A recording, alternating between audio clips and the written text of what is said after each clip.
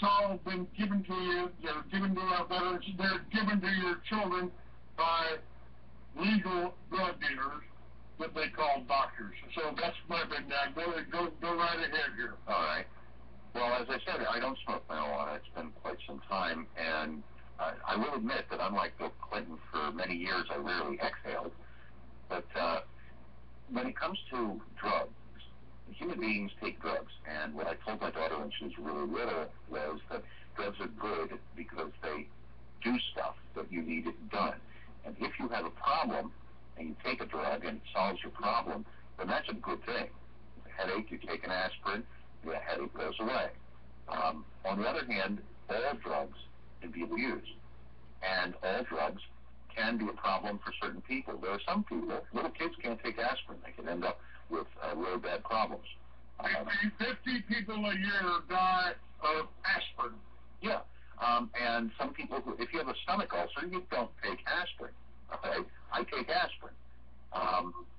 As far as whether it makes sense or not for somebody to do it, I think that's up to them.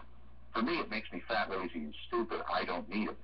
I used it for chronic pain control.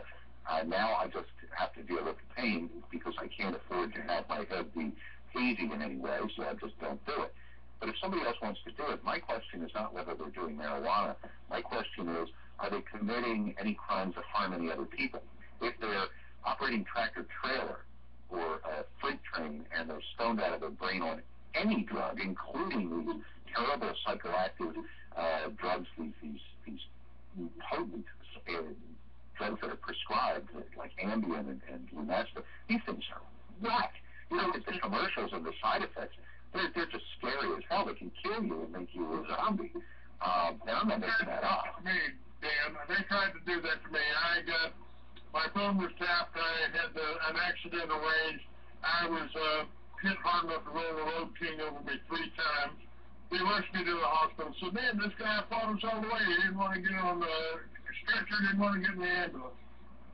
Got to the doctor, got to the hospital, and they kept me drugged for 3 months on Halcion, Haldol, Valium, and morphine.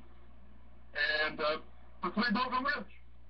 Well, the thing is, if somebody wants to do it on their own and they're willing to accept the consequences in their own life, assuming there are any, many people drink or smoke pot or take whatever drugs they take without, and they hold their jobs and they maintain their families and they don't rob people and they don't break into homes and they don't steal or you know, that's fine. What I'm looking at is, have you committed harm to another person? That is where government has an appropriate place. Government has an appropriate place to go after fraud, and it has an appropriate place to go after crime against persons or property. So somebody who stabs other people or shoots other people without being in danger of their very life is a criminal. And I'm fine with having law enforcement go after criminals who do these things and prepare cases for prosecution. And I want each one of those people to have due process of law. And they may or may not be convicted by a jury of their peers. But to simply declare entire, huge numbers of people, individuals, to be criminals, felons, simply because they smoke pot or because they own a specific firearm, it's tyranny. It's not even soft tyranny anymore. Soft tyranny is when they tell you can't have light bulbs, and that's bad. But when they actually can break into your house, when they can shoot your pet or your grandma, when they can get away with horrible, horrendous offenses against constitutional liberty, that is tyranny. And it's happening more and more, and more people are waking up. You know, just getting back to the idea of groups working together so we don't get bogged down with specific issues, I was very pleased. I cried a little, and I don't cry a lot. I'm a middle-aged man. I'm pretty damn tough-minded about things. But having come from the left and taken a long, painful, slow journey to constitutionalism over decades, I felt a loss from all those decent people on the other side who just didn't get it. And last year, in October, in Washington, D.C., there was a very large rally about the NSA and the revelations that Edward Snowden had provided on their spying on everybody, which was a direct abrogation of our constitutional rights. And on the dais were groups like Freedom Works, and there was, I'm trying to remember the specific groups, right-wing groups like that, Tea Party Patriots. The NRA was up there, okay?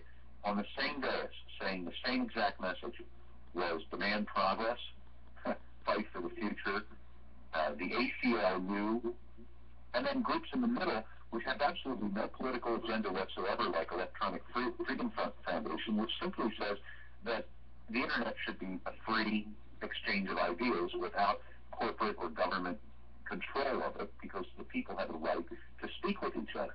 And that's their entire issue. They don't care what party you're in. But they were all up there together. And I looked at the audience of people who were listening to the speeches, and they were hippies, like I used to be. And there were guys who were, crew cut military guys. And there were suits, people who had been rhinos until just recently when they woke up. And there were plenty of just ordinary, regular Americans. There were union people there. And they were all on the same page saying, we want our rights to discuss and debate freely without government or corporate interference, because we have those rights. They're our natural rights.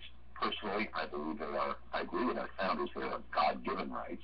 But you don't even have to believe in that. There are atheists who I can work with, and I do, because they want the Constitution. If their choice is to believe that there is no God, if their choice is to not worship in any particular way, I don't agree with it. They have the right to do it. They have the right to speak about it. That's fine. They're not going to convince me. I'm fine with that. And I'm not going to even try to convince them. This is what I've been telling my audience and my readers for many years, 20 years. The Constitution protects you. You can worship any way you want. If you want to bang your head against something like that, I'll knock yourself out. I'll watch. You want to get on your hands and knees, stick your nose in the dirt and your ass up in the air, I'll try to see. If I'm in the neighborhood, I'll try to keep the St. Bernard out of you. If you want to get on your hands and knees and pray to God for a Cadillac, I'll put it on the road with him so you don't drop it on top of your fat ass. And, if you want to hug trees, go ahead. I got a pair of tweezers here you can, maybe I'll loan you. I don't care who your grandmother slept with. I don't care where you were born. I care about what your actions are. I care what your heart is. Well, Clayton, I can't know, thank God, and I do thank God for this, I can't know anyone's heart. And so far, even the NSA can't read our minds. People have a right to the privacy of their thoughts and their feelings, and they also have the right to express them if they choose, and if they choose, they have the right to not be molested for their views. Now, that doesn't mean we can't disagree with them. There are people who will try and defend so-called freedom of choice when it comes to aborting children. I can't get behind that in any way whatsoever. The very first thing that led me away from the progressive movement was abortion, when my ex-best friend and my ex-girlfriend, and there's a reason they're ex, they got together and she got pregnant. And both sides were still talking to me, but they swore me to secrecy. I couldn't talk to the other. And I didn't know what an answer was, and they didn't know either, and they were really strongly considering aborting the child.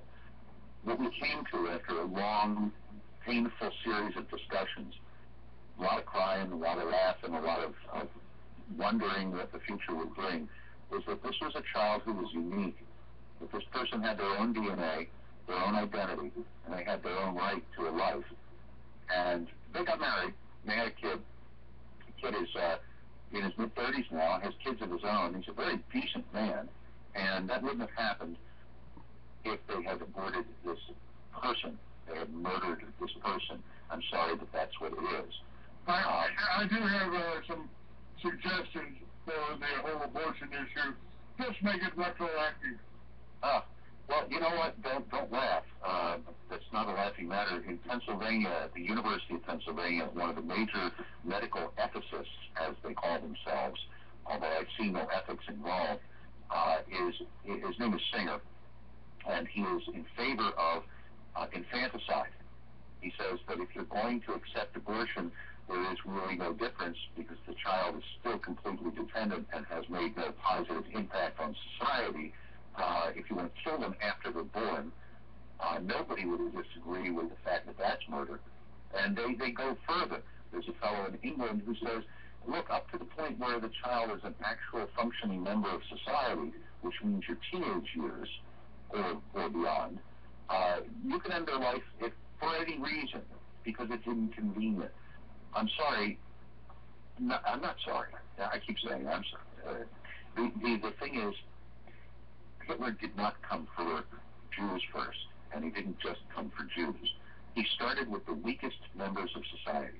The very first group of people, individuals that he decided to murder were mental defectives, as they were called. And he went to these homes with they had vans where they would simply take the exhaust pipe and it would be shunted into the body of the van, and they would load these poor unfortunates, these people with Down syndrome, these people with various, mental aberrations who were sick. They would put them in these vans and murder them, and it was a test to see whether the society would accept it, and they did. Nobody spoke out in any significant numbers, in any effective way. And they came for gypsies. People forget that even though it was a much lower number than the number of Jews murdered in the Holocaust, a larger percentage, almost all gypsies in the entire world, lived in Europe, and they were wiped out for no other reason than the fact that they spoke Roma, the fact that they were different. And that was a test case, because not enough people spoke out and effective ways to stop them. So if you're going to go after children, and with Obamacare, these death panels are clearly part of the law. They are going to limit, and they are already starting to limit treatment for people who are not worth it, according to some government bureaucrat in secret. They're going to say, well, I'm sorry, but you're 68 years old, lady, and you've got breast cancer, and your life expectancy is not that great. Plus, look at who you are.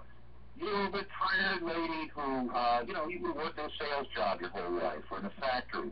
You're nobody important. You're not one of us. So we're going to deny you treatment. And that is, in effect, murder when that treatment exists and could be provided to that person. So they start from the edges. They trim from the edges.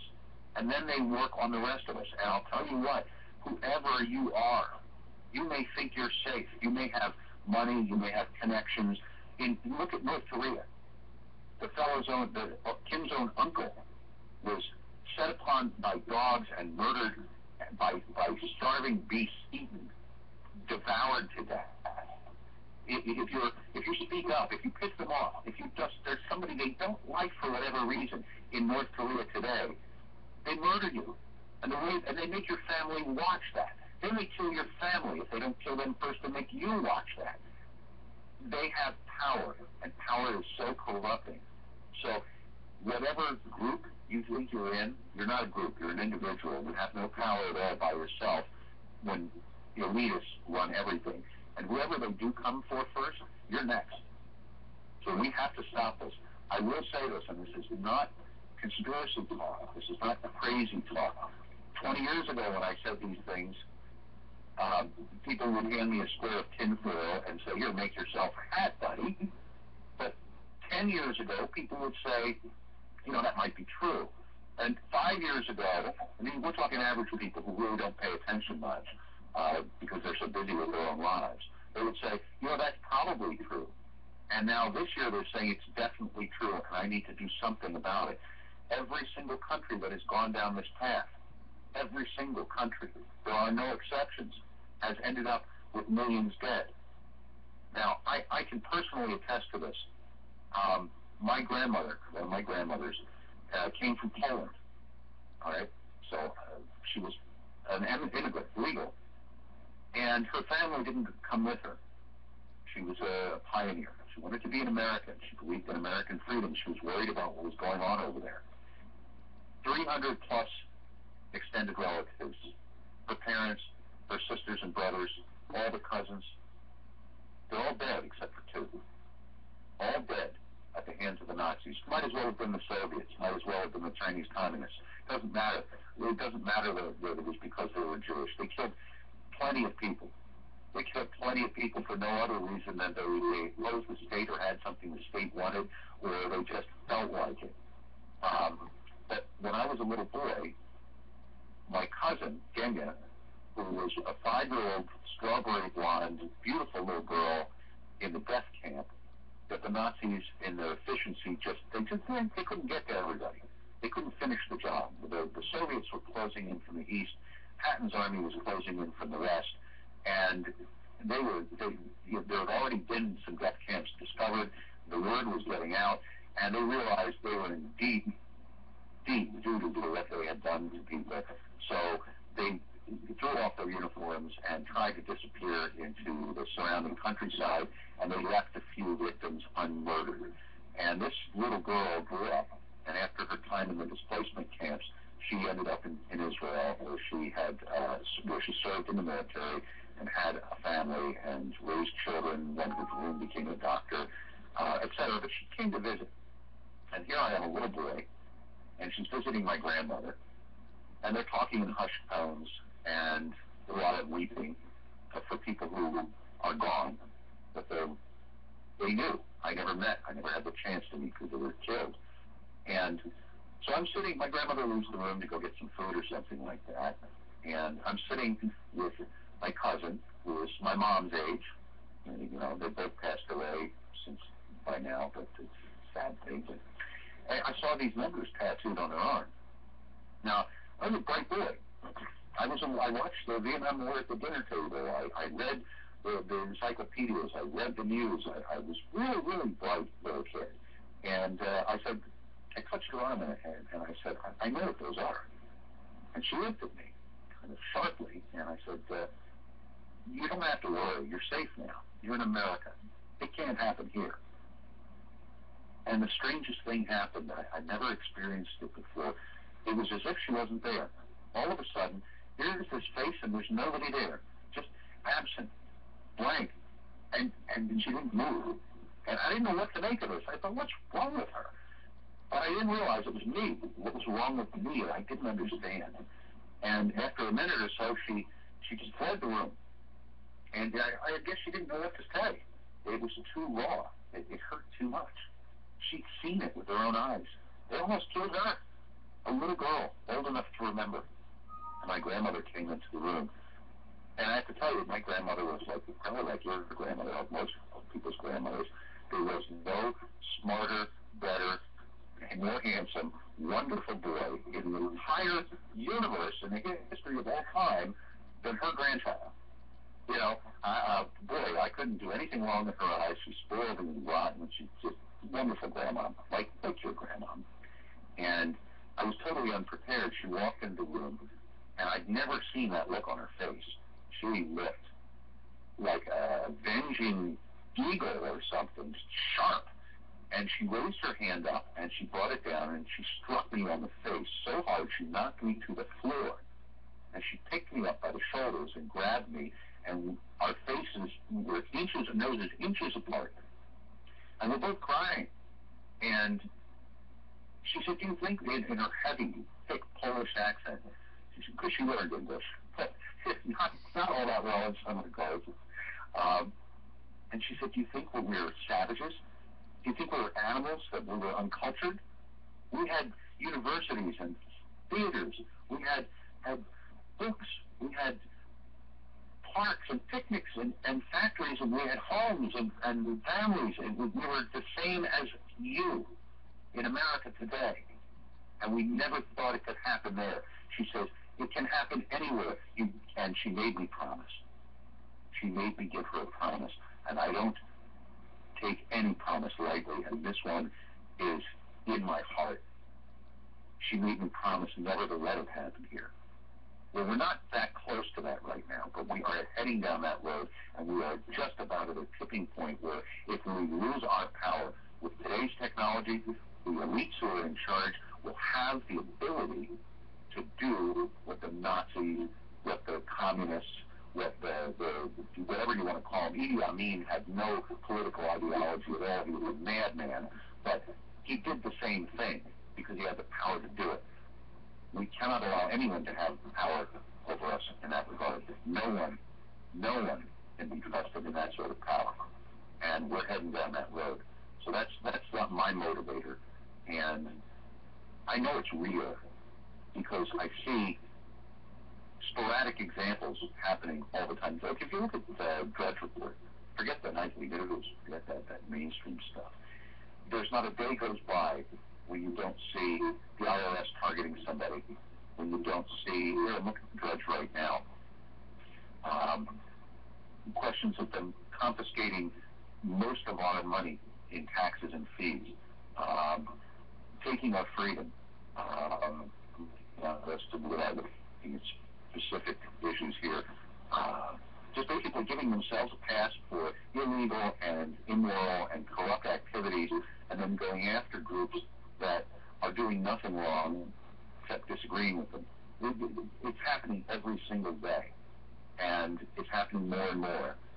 I want to reassure people about one thing, though. I keep telling people that they have the power, and people doubt that because they haven't exercised that power. They have no experience of that power. And then I mentioned, as I said at the top of the show, that there are more armed hunters just in Pennsylvania alone than all armed agents in the entire United States. But if you want to talk about power, they were so scared, these elites, of what had happened in 2010, where the people began to take back power through the Tea Party movement, that they targeted the Tea Party and conservative groups. But I want to remind people that they didn't just target Republicans, and even Tea Party people weren't necessarily Republicans. They targeted groups like True the Vote, which is completely nonpartisan. It has absolutely nothing to do with any political party or candidate, but simply wants a free and fair election. They want to make sure that if you're entitled to vote, you have a vote and that it's counted, and that if you're not entitled to vote and that if it's fraud, it is not counted. They targeted them. There's a group that teaches the Constitution in universities and high schools that does nothing partisan at all, that doesn't even talk about today's issues, that talks about the Constitution and the arguments and the Federalist Papers and the way it came about and what it means. That's all they do, and the IRS targeted them. The power to tax is the power to destroy. The power of a police officer with a gun to take your liberty and take your life is power. It must be used wisely, which means it must be limited. You know, this is why OAS is working so hard. You made the statement, it can't happen here. That's the way people think. It can't happen here, this is America. But those FEMA camps that we've talked about are operational. And they've just made it illegal over in your neck of the woods for anybody to be homeless. And if they're homeless, you can check into the FEMA camps, but you can't just check out. You can't leave. That's not in Pennsylvania. No, they don't have anything like that in Pennsylvania. Are you talking about New York State, I think, possibly? There's some places. It could have been Connecticut. It could have been one of those. Not sure. But, yeah, it's interesting when you do look at these pictures of FEMA camps. I'm not opposed to the idea of having a displaced person camp for natural disasters. This winter, I know Texas got hit pretty hard too, but you wouldn't believe the negative temperatures, below zero temperatures, and the blizzards we had and the power outages. We were hit hard with Hurricane Sandy. People were out of power for weeks on end. There's been flooding. It's been pretty bad, in places over time. And it's a good thing to have a place for people to go if there's a disaster. On the other hand, when I look at the pictures of these things, the barbed wire, there's barbed wire, first of all, on top of the fence block. Then the barbed wire is all tilted inward so people can't get out. That's not acceptable. It's one thing if somebody wants to voluntarily go to a displaced person's camp because hey, my house is flooded out. We have a lot of rivers here, and we get a lot of rain, we get flooding. And these people have to have a place to go, and if it's going to be longer than just a day or two where they can go to the local high school up on a hill, that's fine. But you can't take people without constitutional protection. If the Constitution is supposed to be in effect, then the only way that somebody in the government can deprive you of your life or your liberty is with a warrant, with a charge. Your readers are probably pretty in on this, but are maybe not. You're probably getting a lot more listeners with this OAS thing, and because so many patriots are starting to really pay attention from all walks of life. I just want everybody to be aware that according to the National Defense Authorization Act, which has now been given twice, 2 successive congressional terms, Senate terms, and signed by the president, they took a bill that usually deals simply with paying for the military. You know, just paying, here's the troops get paid, here's money for tanks or whatever it is, here's money for rifles, for ammunition. And they inserted a provision in NDAA, National Defense Authorization Act, which permits the legal, but unconstitutional, in my view completely, but the legal seizure of people without warrant. A non-uniformed team of military can come to your house in the middle of the night, snatch you up without a warrant, without a charge, hold you secretly, indefinitely, in an undisclosed location, and then lie to a federal judge when the family gets a lawyer and goes to federal court and says, I'd like a writ of habeas corpus, and the judge says, fine, present Dan Gray in my courtroom on Monday morning at 9 a.m. and show me, do good cause, show me the reason why he should continue to be detained. Otherwise, you have to let him go. And they can say, we don't know who Dan Gray is, we've never heard of him. Well, they have me and can do whatever they want to me at that time. And don't worry, folks, they're not going to come for you. Most of you don't do very much. Most of you, unfortunately, you know, you're starting to be aware, and you're bitching to your friends, and you're complaining, or you're maybe sending some angry tweets out, or making posts on Facebook with little, you know, posters. And it's good. They're not coming for you yet. They don't want to come for you because they don't need to come for you. They're figuring that those like Clayton, those like Colonel Riley, those like he was in charge of Operation American Spring, those people, maybe me, who step up and make a big noise and get in their way and throw a monkey wrench into their plans, they're going to come for people like us first. And maybe if you get scared enough and you duck your head down, they won't come for you. But I got news for you.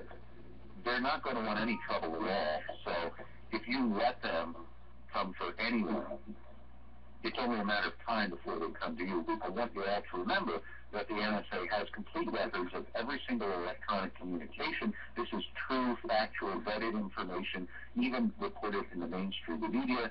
It's been established in congressional committees. There's no doubt that they have complete record of everything you've ever said and done in the last 10 to 20 years on the internet, whether it's an email, a tweet, a text message, and they have computers which are sophisticated enough to do language analysis so that it can tell what you've said, and this flags it for an agent. Now, I'm pretty open and overt. Clayton's very open and overt about his opposition to tyranny. So it would be really easy. They know who we are. We're on lists. You guys are on lists, too. I walked into after they passed Senate Bill 1959, which made us into homegrown terrorists. That was the beginning of the fusion centers, which is basically allowing the expansion of the MJTF, the multi-jurisdictional task force, allowing the feds to come in with the National Guard and all that, militarize the police forces. That was the beginning of it. As that was beginning, I took a bundle of my latest magazines into the FBI office in Albuquerque. Took me a number of times to get in. I had to go back and take my knife off, take my flashlight off, take my phone off, put it back in the vehicle. And I I went in, I laid the bundle of magazines down on the agent's desk, and I said, I just wanted you guys to know who I am. So I bought a magazine for everybody in the office.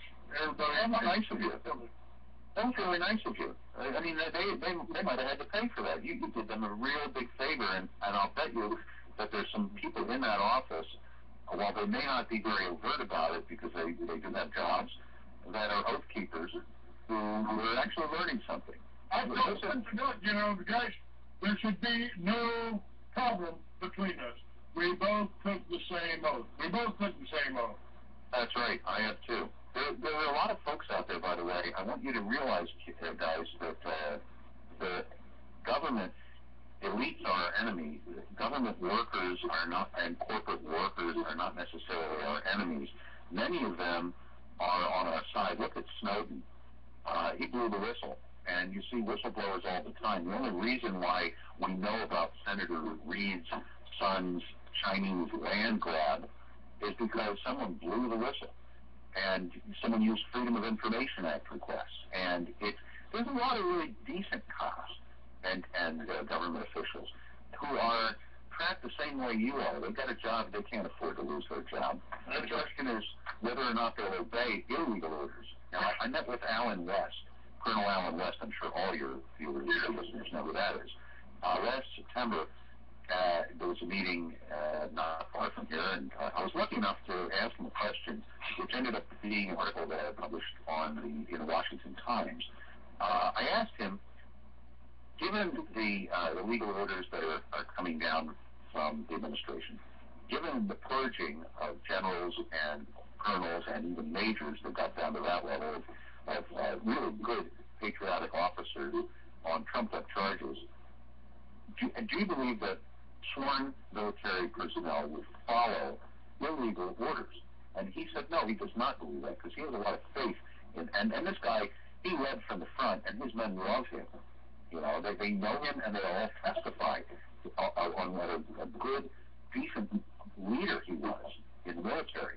His men would follow him into hell. He gave up his body armor to a trooper that needed him because he wanted his men protected before he was protected. This is a good guy. Now, I question whether he was right entirely. The good news is I think he was partly right. I think about half of sworn military personnel would refuse illegal orders. The bad news is about half wouldn't. First of all, the military does break down your individual will and teaches you do what you're told. Secondly, they're taking these youngsters and giving them so much of the psychoactive drugs that a lot of them can't think straight because their brains are addled with this crap. And I'm not saying bad things about our young veterans and soldiers. I know a lot of them, and they're saying the same thing. Anyway, to get back to, you mentioned Waco and Ruby Ridge earlier as well. There was an incident that happened before Ruby Ridge and before Waco in Philadelphia in 1985. The move was, that's right. I was there that day. I was in a tree on Cobbs Creek Parkway with binoculars and trying to get an AP reporter out of the tree. I'll tell you what happened that day because I was there, and most news reports got it wrong, and the White Commission, which was chairman by a congressman named White out of Philadelphia, which whitewashed the whole thing, was wrong, just as many of these other commissions were wrong. The Warren Commission report left things out, gave misinformation and wrong conclusions. The new group was a bunch of nuts. They were a religious cult, back to nature, mostly black guys and ladies. They all took their last name Africa. They didn't wash. They ate raw food. They had rats running around. They walked around with rifles. They didn't commit any crimes that were major, but they were real. I had friends who lived in that block up in West Philadelphia, and these were really wacky dudes. And there was a theft of utility services. They had put in an illegal electrical hookup, which was dangerous. It could start a fire. And there was a warrant issued, which is proper, and they were going to serve this warrant to say theft of illegal services, and there were a couple of people named who were going to be taken into custody and charged with I think it's a misdemeanor too in Pennsylvania. It's a high-level misdemeanor because of the danger involved, but not even a felony. And then they were going to have the utility company simply disconnect the illegal thing connection. That was it. It was supposed to be served at 6 o'clock a.m. And at 5:30 a.m., and believe me, if you've ever heard it, you know the sound, there were 30 caliber Brownings that opened up. There were no 50 cals. I know that Buddha sound pretty well too, but we opened up. The Philadelphia police opened up with 30 caliber Brownings a half hour before the warrant was to be served. It was never served. No one approached the door. That day, they kept these people inside the house, including women and children. And then the Philadelphia police bomb squad put a C4 charge together in a satchel, and a state police helicopter hovered over the house, and these new people had built a kind of a bunker, this wooden structure on top of their roof where they could kind of row homes, you know, they could kind of look out over the neighborhood. It was stupid, but it wouldn't stop a bullet. I mean, I could fire my deer rifle out, it would go right through the thing. It was wood, all right, not that thick. And they got the satchel charge, and they caught fire. There may have been some gasoline cans up on the roof, it's unclear, but it caught fire.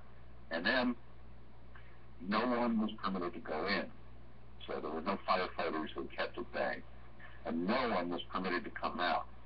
When people tried to flee the flames, they were shot down. Little children died in that fire. And there was a big stink here in Philadelphia. We had a mayor named Good at that time who was anything but. And they got away with it. No one cared because these are crazy people. But these crazy people, these people whose religion or whatever it was, this cult that I certainly didn't agree with, these annoying people were targeted for deliberate murder by the state. And because nobody cared, Waco happened, and Ruby Ridge happened. And it almost happened in Bunkerville, but people stood up. I refuse to accept government murdering people. It's different if you have some kind of a bank robber who shoots a bank guard and one of the customers, and he's in a wild car chase, and he enters a house, and the police see him enter the house, and they bust through the door, and they knock the guy down, and he raises a gun up at them, and they shoot him dead. That's justifiable.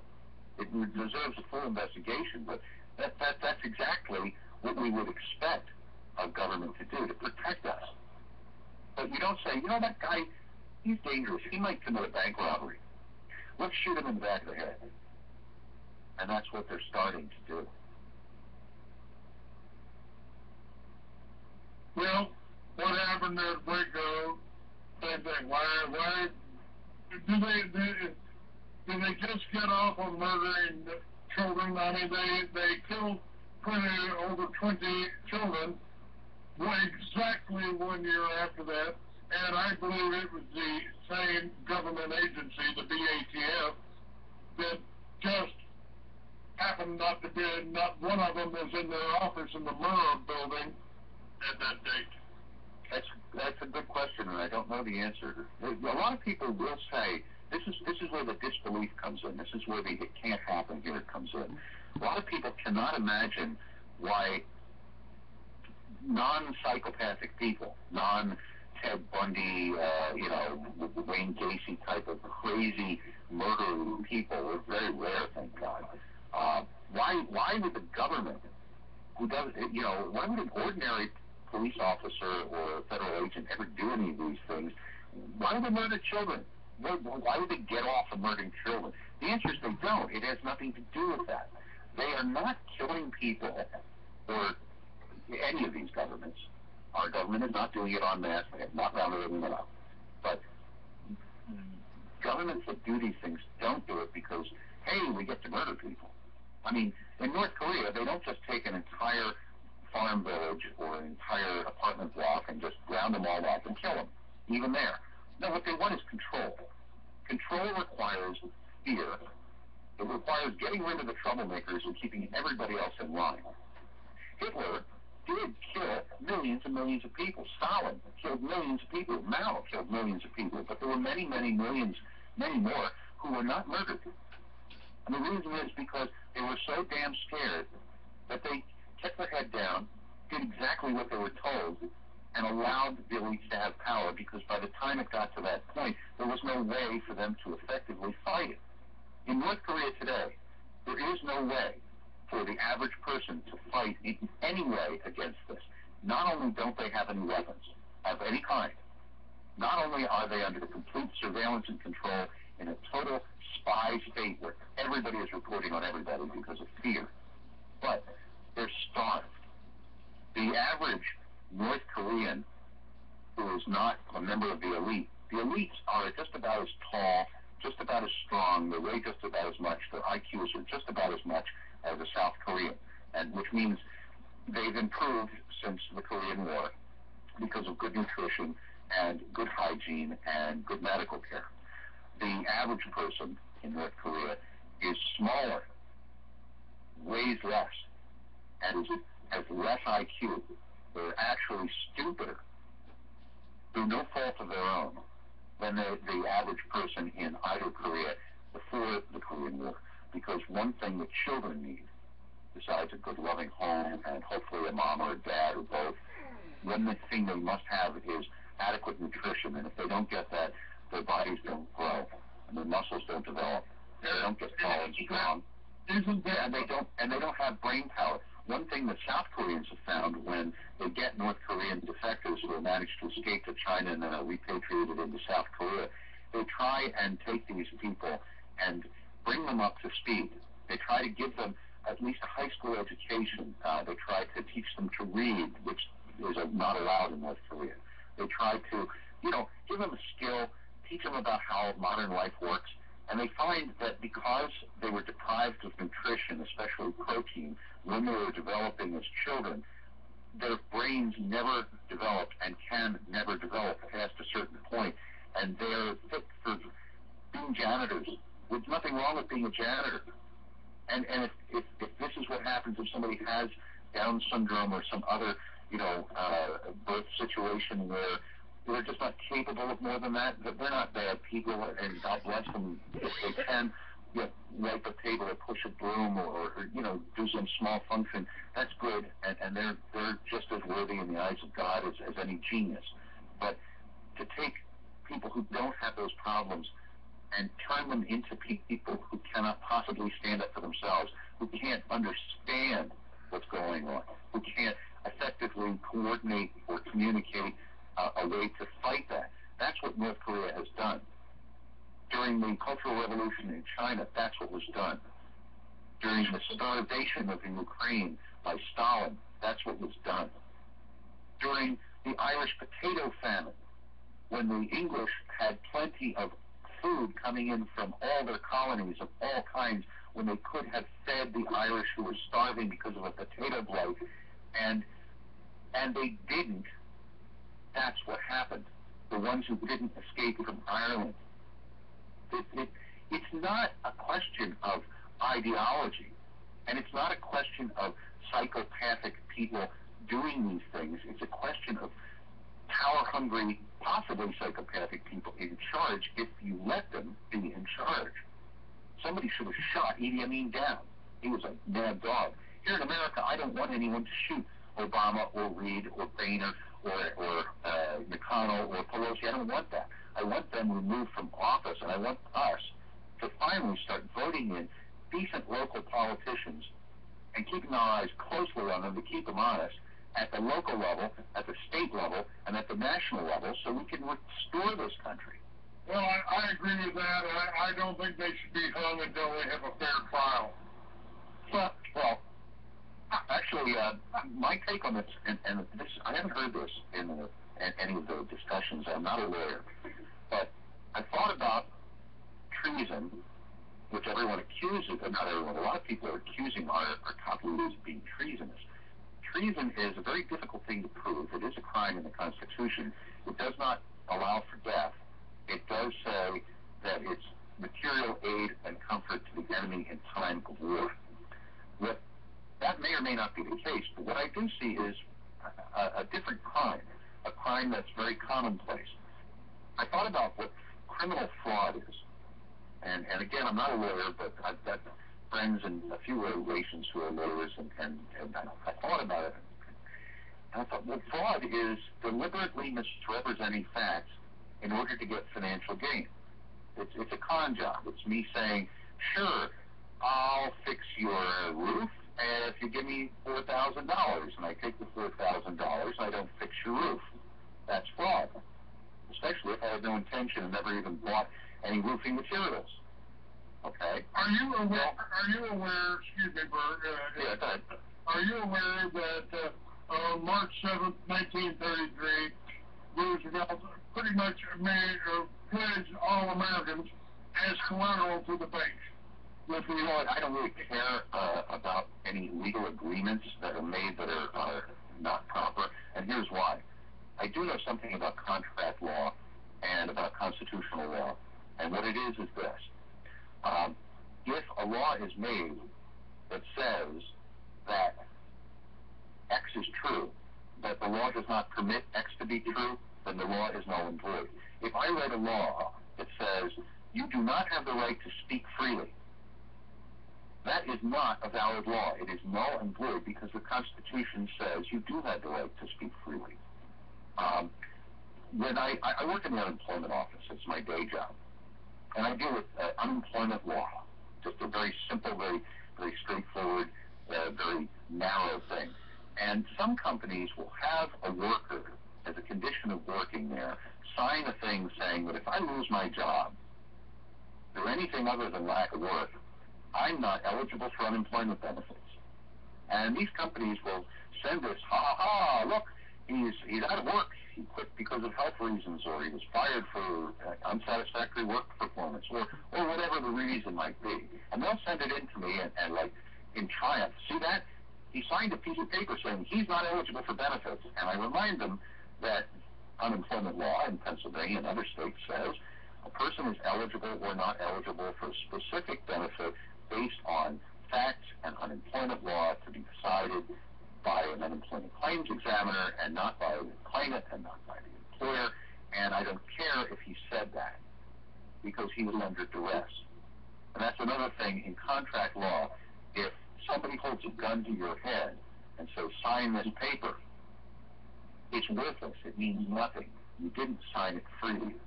So when I look at these federal and state officials, I consider that they are guilty of a standard felony criminal offense, which is a felony in different states. It's different laws, but it is all under the same basic philosophy of you said something you knew was not true in order to get a financial gain.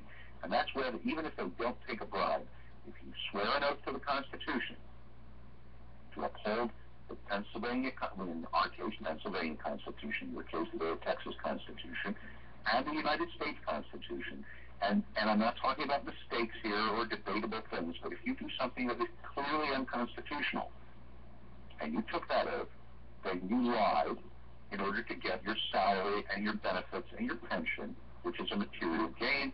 Therefore, you can be sued under fraud statutes in state courts. And I'm going to start promoting that as soon as we're done with Operation American Spring, which is coming up May 16th in Washington. Now, to get back to American Spring, because that's what the show's about all month, we're expecting, we want 10 million people in the streets of Washington. That's a small percentage of the people in the United States. It's going to be mostly from eastern states because it's easier for people to travel. There are people who are just hitchhiking there, people who are riding their motorcycles there or taking their campers, and there are places for these people that have been voluntarily donated by landowners and homeowners and camp owners, campgrounds in the surrounding areas of Virginia and Maryland, for them to stay. Some have opened up rooms in their homes. Some have opened up their lawns or backyards for tents. Some of these places with a little more land are saying, park your camper here. But it's not just one day, and it's not just Washington, D.C. What we want is a continuing presence, like Egypt, like Seriously, Egypt, a place that's never known democracy, has always had a strong man leader. They removed their government simply by protesting in the streets, by saying, we've had enough, we won't accept this. And they did it twice. Iceland did this. Iceland. And America can't do it? You bet we can. And we can do it better than anybody else, because we always do everything better than everybody else, because we're Americans, damn it, and we have freedom. And if we will make this happen. So what we want is a continuing presence of 1 million people, and this will be recycled because some people will have to come home, some people will find a plan to go, who are staying in the outskirts of Washington and then commuting in on a daily basis for continuing protests. Now, not everybody, for health reasons or personal reasons or job reasons, can get to Washington on a specific day or even at all necessarily. If you live out in Seattle, or if you live up in Idaho, it may be very difficult for you to get the money and the time to make that trip. But here's an example of what I think you ought to do. I'm coming back from American Spring. Our political primary is going to be May 20th. That's the following Tuesday. May 19th, at our state capitol in Harrisburg, on the steps of the Capitol building, we're holding a rally. And it's a Get Out the Vote rally, and it's an indictment of our officials rally, but it's a rally to rally the people, make them realize that they have the power. I don't care what it is you do, folks. I'm too busy to be micromanaging, and I'm not the sort of person to order somebody to do one specific thing, and I don't have so much ego that I think I've got all the answers. American Spring is the big one, and it's going to be ongoing. But even if you can't go, find something to do. Can you run for your state party committee and take it back the same way the progressives infiltrated the Democrats and Republicans? Can you circulate petitions for signatures to get patriots on the ballot, whatever party it might be, even independent parties? Can you donate money? Can you give time? Can you man phone banks? Can you not go door to door and meet people and educate them about a candidate or an issue? Can you sign petitions? Can you circulate petitions? Can you put up yard signs? Can you join a militia or join a single interest group, whatever that interest is, that helps restore the constitutional freedoms that we miss? Can you do these things? The answer is you damn bet you can do these things. And if you say, well, I'm not sophisticated enough, I'm not educated enough, well, you can learn. Find people who tell you the truth. If I tell you something today, don't take my word for it. Check it out. If you find I'm lying, don't believe me. If I'm telling the truth, then maybe you want to keep listening because I'm going to be telling you more truth. And if you can just simply cook for the people who are doing the work, if you can bake cookies for them, if you can pass the hat around for them, you're doing something good. I like chocolate chip, thank you. Look, I have we talked about mental defectives, which was, it's not a politically correct term. That was what the Nazis called it. People who have less intellectual capacity, and just because that's the way they were born. We have a fellow in my town who's a really decent young fellow, and he has one of these syndromes. And he's never going to be Einstein, right? But he's a really good guy. His emotions are the same as yours and mine. He works really hard. He delivers one of these local merchandiser papers, and he volunteers at the fire company, where he is a janitor, and he keeps that place clean, which is a safety and hygiene issue, and frees up somebody else to do a job that's more sophisticated, like run the pumper, be an engineer, or drive the truck, or actually fight interior fires and structures. He volunteers at a local no-kill shelter to help socialize the puppies and kittens so that they can be adopted, which is a joy, a wonderful thing to do. And there was a fire in town last fall, electrical fire caught in a bathroom, and the woman at the house, a young lady, was home with her little children, all under the age of 3, and she has a couple little kids, and she was panicking. A lot of people panic when something bad happens. They don't know what to do. So it wasn't a big fire yet, and she hadn't left the house yet with her children. And he happened to be walking down the street, saw the smoke, knocked on the door. She said, in her panic, I don't know what I should do. He grabbed the kids and grabbed her, pulled them out on the street and across the street, pulled out the cell phone, called 911, made them wait and not go back in the house. when the firefighters, the volunteers, were all volunteers, showed up, they did what was necessary and put out the fire, and there was some damage and to a couple of homes. The insurance covered it. Took a while to fix it, and those little babies and their mom lived and weren't overcome by smoke because he did something, and he did the most he could do. And I'm glad he's alive to do it. And whatever it is that you can do, you better damn well do it. Most of you are far more capable, far more intelligent and sophisticated than my young friend here in town. That's not his fault, and you can take no pride in your intellect. You didn't cause it. That's a gift from your parents or from God or however you want to believe it. But you've got a responsibility.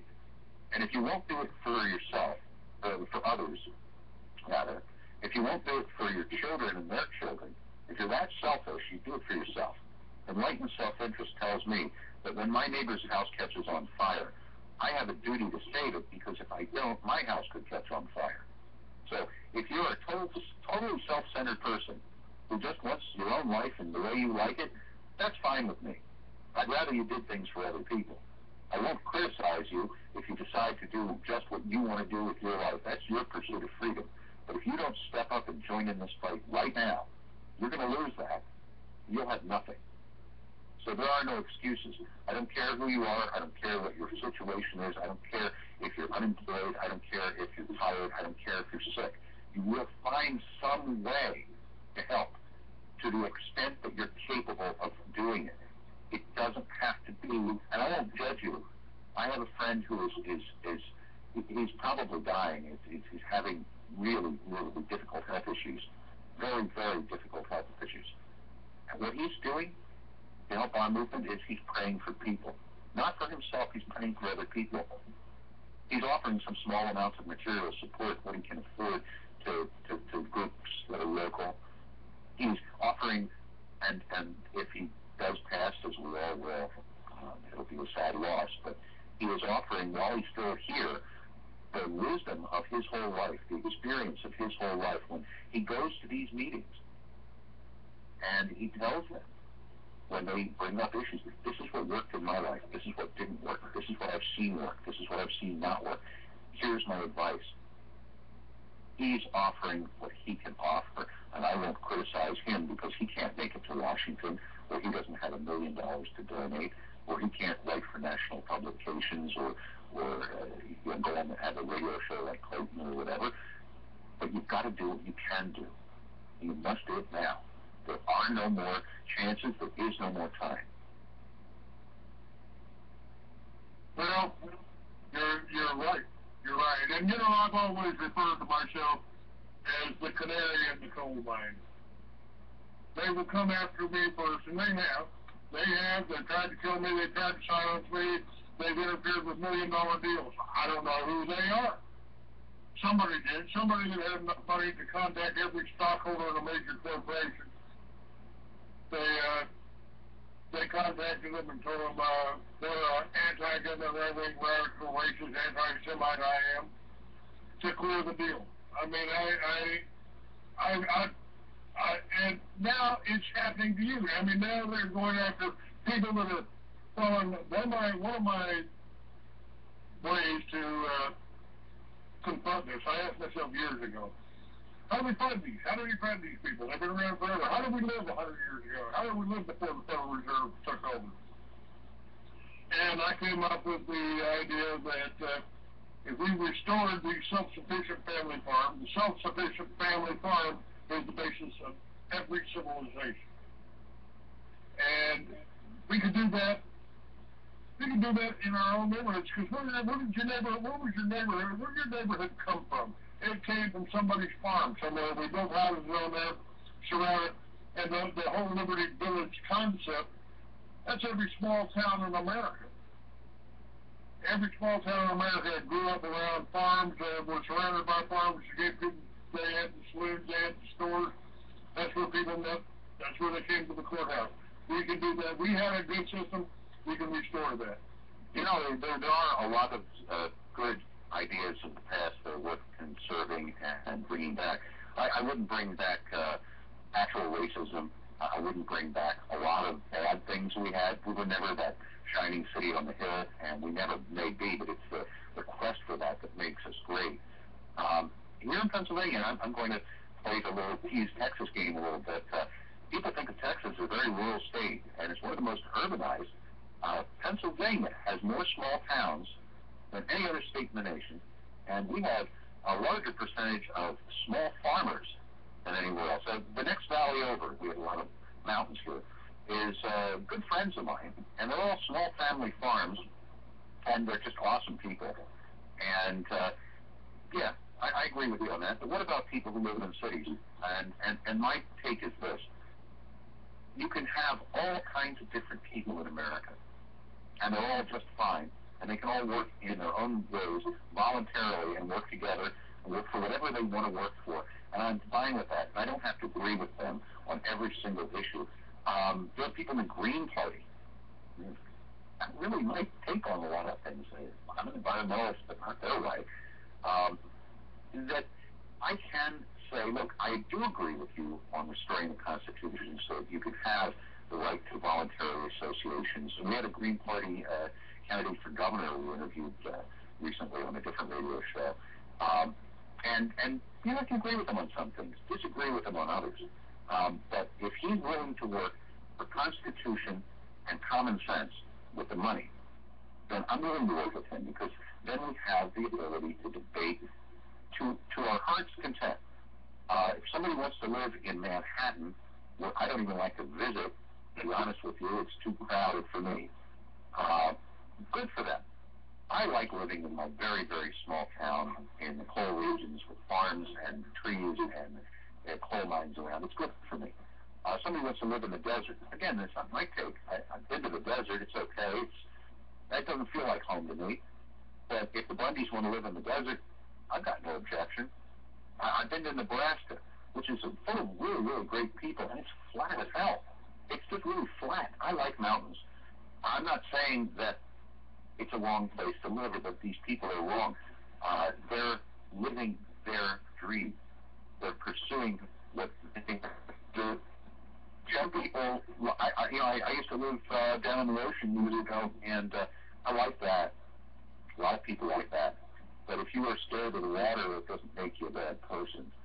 So the point about all this is that we have to come together in unity, not in these false divisions. All right? It's not black and white, and it's not Christian and Jew, and it's not Republican and Democrat, and it's not male or female. I have more in common with any average person in this country, no matter who they are, than I do with any of those elites. And folks, no matter what group you allegedly belong to, you have more in common with me, with Clayton, with all your other neighbors and friends and people you don't even know, the average folks, than you do with any of those elites in Washington and in state capitals. You know, I refer to myself as the eternal stranger. My nickname when I was riding with clubs was Loner. And I've been to 49 states. I've been to 9 countries, 8 or 9. I don't know. When you're in the jungles, it's hard to tell where the border is between Guatemala and Belize, so I'm not real sure. And I've met people in every state. I've lived in Miami. I've lived in Phoenix. I love the mountains. I love to go skiing up at Lake Tahoe. At least once a week, I'd go cross country skiing. And I write. I'm a writer. I've got books out. I've authored several novels, some that I haven't even published yet. And I'm kind of like Louis L'Amour. If I write about a mountain pass in Colorado, I've been there. If I write about a bar in Belize, I've been there. So, I offer this to the American people. I didn't start doing this radio show and doing this magazine and starting the militias, doing whatever I could for myself. Certainly it hasn't benefited me financially, and that's why I ask for donations from people. But, some of us can't fight. Some of us don't have the ability. Some of us can't ride a motorcycle, like Gary Busey, for instance. Yeah. And Well, he can fall off them pretty good. Fall off them well, and you know, if I Look, I shouldn't criticize Gary Busey for that, because I've gone off. Well, I'm currently between motorcycles, but yeah, I've been in intensive care more than once from wrecks of various kinds. People ask me, well, aren't you afraid to ride now, Clay? I said, well, you ever trip? You afraid to walk? No, I'm not afraid to ride. And a motorcycle is still my only transportation. But, you know, I'm willing to work with just about anybody that is promoting our Constitution, helping to defend what we, you know, our founding fathers, the wisdom of Thomas Jefferson, who told us, if you ever allow a private bank to issue your money, the banks and the corporations that spring up around them will leave your children homeless in the land we conquered. George Washington told us the same thing, avoid foreign entanglements. You know, we've got a lot of wisdom there, and we just need to, as again, Benjamin Franklin. What form of government have you wrought for us, Mr. Franklin? A constitutional republic, if you can keep it. That's true. Now, I studied the Constitution. I've helped start colleges. Timothy Bible College is right up on my website. That was started by Dr. Jake Wade, who started a homeschooling program called the Little Red Schoolhouse. So, if we followed him and we'd promoted him a little bit better, we wouldn't have had Columbine, we wouldn't have had Sandy Hook, they wouldn't even have had the opportunity for it. And, you know, with today's colleges, going to a library at a college, it's like going into a prison library. It's hard to tell the difference. We've got and again, our founding fathers, I mean, an enlightened citizenry is indispensable for the proper functioning of a republic. Self-government is not possible unless the citizens are educated sufficiently to enable them to exercise oversight. It is therefore imperative that the nation see to it that a suitable education be provided for all citizens. That's what we're trying to do with this show. This is what I'm trying to do with the show, with this magazine, with this website. And I think you're doing a very good job, and I want to just mention something for those who look at the show's website or whatever. Clayton is willing to allow people to speak and exercise their free right, God-given right, as I said, constitutional right, to express their views. Those views may or may not be what Clayton agrees with, or what you agree with, or what I agree with. There's some things I found some objections to, and he had a very reasoned response on those, which I can respect entirely. If you want the right to speak, you cannot deny someone else's right to speak. And even if you disagree with them entirely, completely, as long as they have the right to speak, it actually works in your favor for your argument. Because if your argument is more convincing, more factual, more true, more engaging, then your argument will win. So, you know, when it comes to conservative versus liberal, classical viewpoints, is there a right answer? There are right answers for specific situations. Having that debate is valuable, and without that debate, we will not have answers that make sense that people can accept because they've been thoroughly vetted. So when you go to a site or listen to a show like Clayton's, or any of the other radio shows that I'm on for OAS and for other things, you will find people who are saying things that you don't agree with. And that's fine. Let them have their rights. Let them speak. When they speak, if they are convincing people, obviously you've got to do a better job, or maybe your argument should be reconsidered because maybe they are right. On the other hand, even if you totally disagree with them, by letting them have their say, by giving them the opportunity to get that message out to as many people as possible, they can be shooting themselves in the foot. And you see this every day where in the mainstream media, which is basically in the tank for the Obama administration and these elites, they will put out official news reports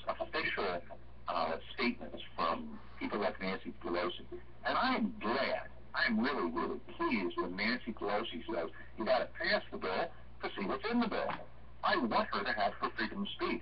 Because when she says that, when she says that, that was the death of Obamacare, no matter what else was in the bill.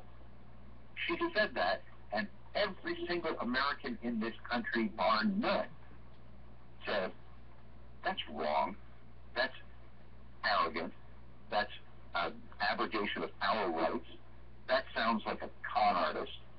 So, good. I'm glad she had her speech. There's another show coming up at a little plug here on Blog Talk Radio that I'm on regularly. It's called Bard's Logic, which is primarily a political analysis show where we interview people. We've had candidates for governor and in my state, so the show's out of Ohio, and we've had people who are experts in Common Core and who are running for office in other areas, Green Party people, Tea Party people, Republicans, all kinds of people. Well, this Wednesday, coming up on Bard's Logic, on podcast, we're having Matt Bevin, who is running against Speaker Boehner in Ohio, and which promises to be a really good show. And I got a message from Harry Riley. He'll be on my show Thursday, and I appreciate you cutting out with him for that day. This show will also be aired on Monday, re-aired on Monday. And Harry just mentioned that OAS has experienced a number of staff resignations over the last several days. Texas Rose, who I met, was a PR, and Randy Wiley, I guess he was the Operation American Spring.org forum manager. He regrets those losses. Skilled and productive members wish him well. And other personnel will be applied. I've told Harry that if he needs help, I've been in marketing, I've been in PR, I helped start Indian motorcycles, and of course at least I'm given credit for starting the militias. Well, yeah, and it's much appreciated, and you are doing a lot. I just got that same email from Colonel Riley, and it does say under operational impact, and it's not just about American Spring, though. I want everyone to think about.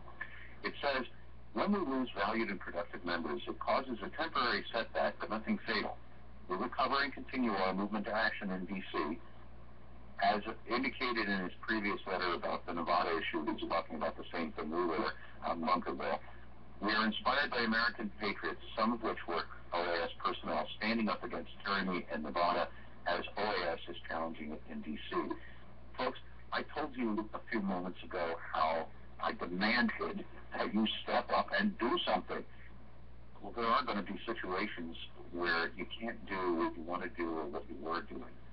If you lose your job, or you're in danger of losing your house, or you lose your health, or a family member is in trouble, it's going to cause an impact. And I want to just let you know, I'm not going to call you bad or wrong if you have to take care of your personal business and it's a real emergency. These things do happen. Others will step up. But whatever you can do, you must do. If you are really like the 92 million people that aren't counted right now in the state or in the country, and they've supposedly left the workforce, even though they didn't hit the lottery or marry rich or get too sick or retire, they've left the workforce when the workforce really left them. If you're poor and you can't afford the gas money, if you're in danger of losing your house, you may not be able to go and attend a lot of these things, but you can do things online. And you can do things in your immediate neighborhood. Whatever it is you can do within your capabilities is what you must do. Don't judge yourself too harshly if you have to step down. I don't know all the personnel in OAS. It's a big organization. It's spread out. I did get to meet by phone and by email Texas Rose. I will say that she did an excellent job, and whatever she's going through right now, our prayers are with her, and it is just a situational change where someone else will step up. This is combat, folks. There will be some people who fall for one reason or another. And in combat, you can fall because somebody shoots you, or you can fall because you trip and break your leg. You can fall because you get food poisoning, because there was just something bad in the food they ate. Whatever happens, somebody has to step into that breach. The objective must be reached. This is a military operation in a sense, a militia operation in a sense, even if you're not the person who carries a gun.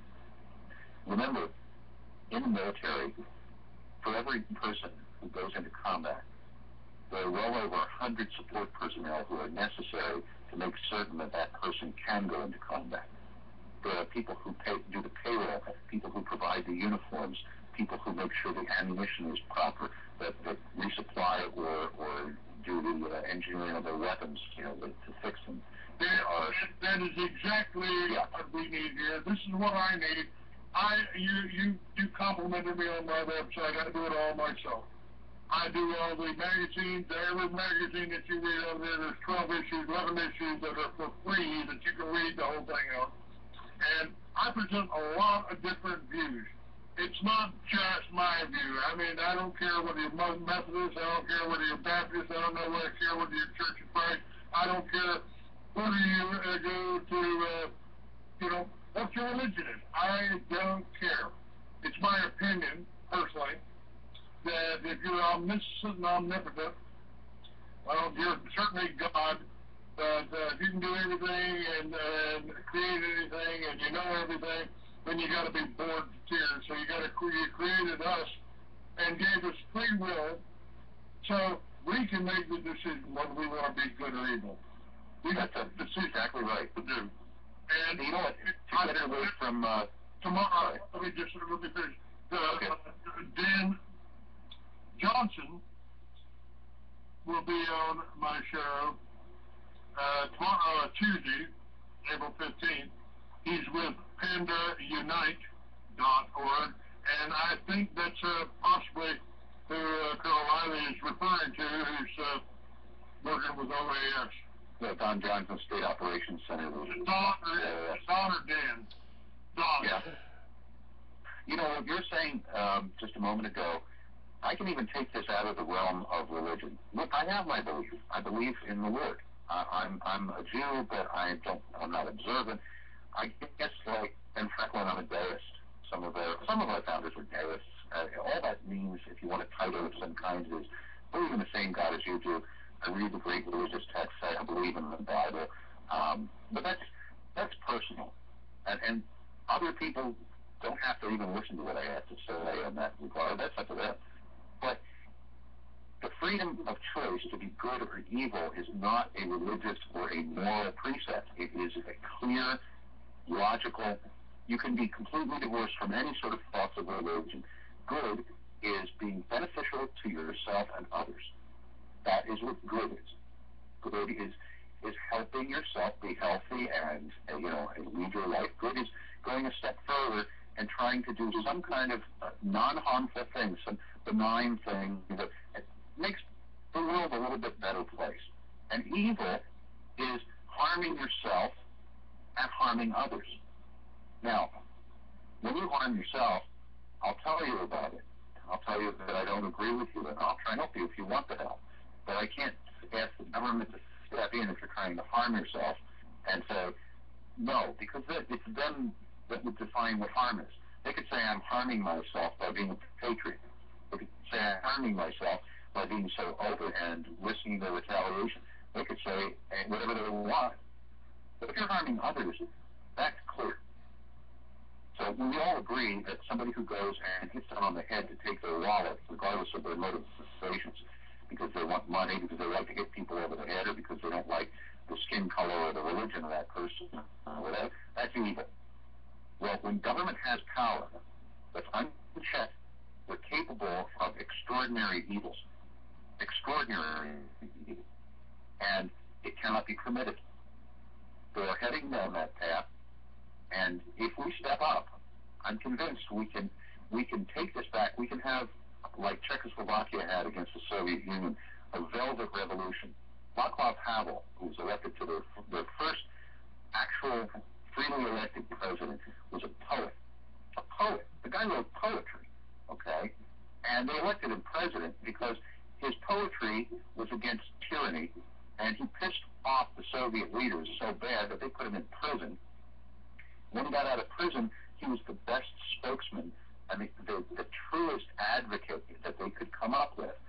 And I don't agree with everything he did when he was president of Czechoslovakia by any means, but he did what he did in a free and open system that they had not experienced before, that they deserve to experience.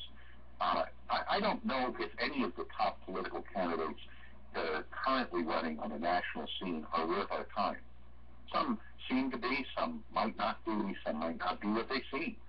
I do know many, many local candidates who are totally decent people.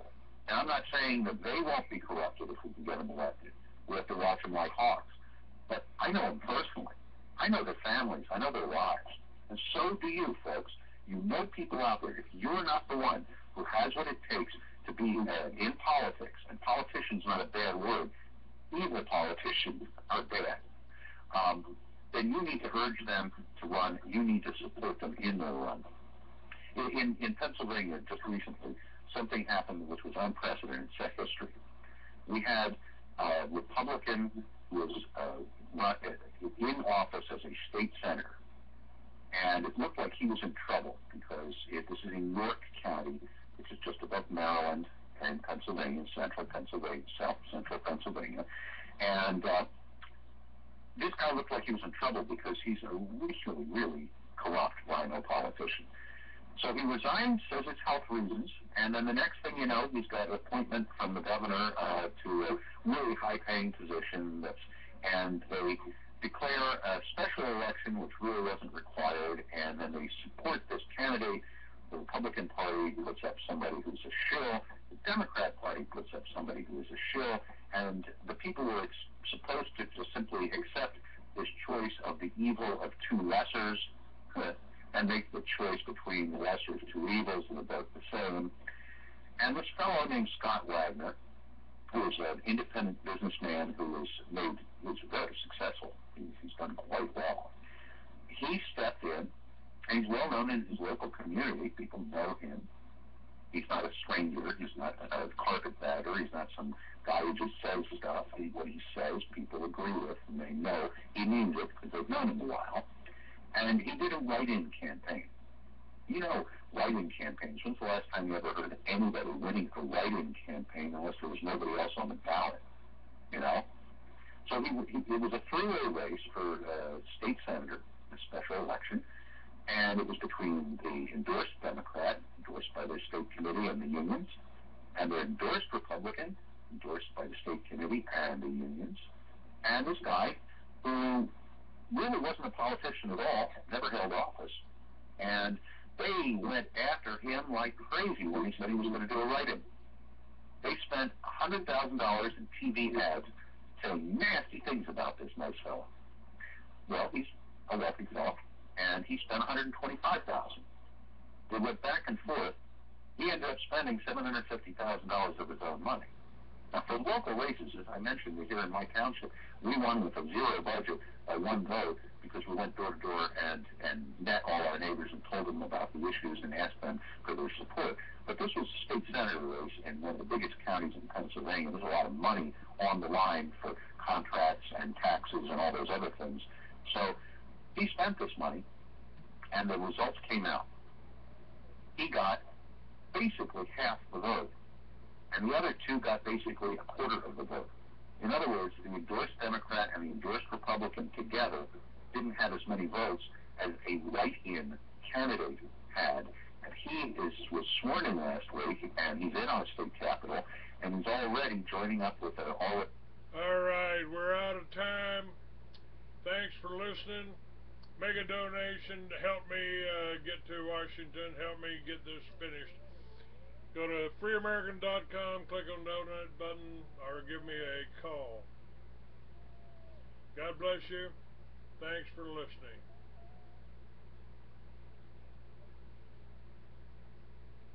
Discover what's really going on in the world that mainstream media won't tell you.